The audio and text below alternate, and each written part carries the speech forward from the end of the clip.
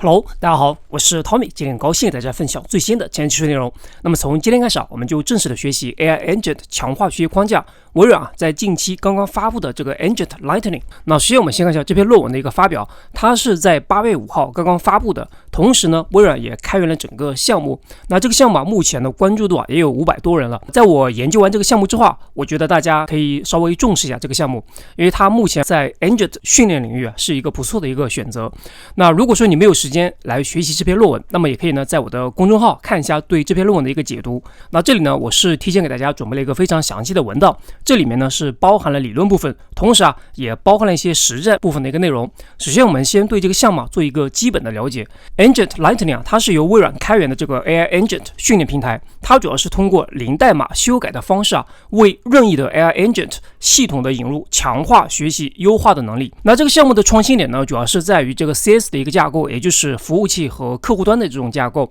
它实现了对现有 Agent 的框架，比如说 LangChain、AutoGen 以及 CrewAI 等其他框架的一个无缝的支持，为企业级的 AI 应用开发呢提供了工业级的解决方案。那下面我们来看一下这个项目的一些特点。第一个呢就是零代码的一个修改，也就是说你不需要修改现有的代码就可以呢进行 AI Agent 它的一个优化。第二个是框架的无关，那目前这种开源的框架也非常多，像 LangChain、LangGraph、AutoGen、CrewAI、Defy 等等。那这里呢我们是可以无缝的进行支持的。第三个呢就是选择性优化，也就是说我们在多个 AI Agent 系统当中可以选择特定的这个 Agent 来进行优化。那第四个呢就是多算法的支持，目前这个框架呢支持多种强化学习算法，比如说像 PPO、GRPO 等其他的一些算法。那以上呢就是我们对这个项目框架的一个初步的了解。那么从下一节视频开始我们会深入的讲解一下这个 Agent Lightning 这个框架里面的核心方法，也就是这篇论文里面提出的它的一个方法论。当然这里的方法论也是它这篇论文里面一个最核心的内容。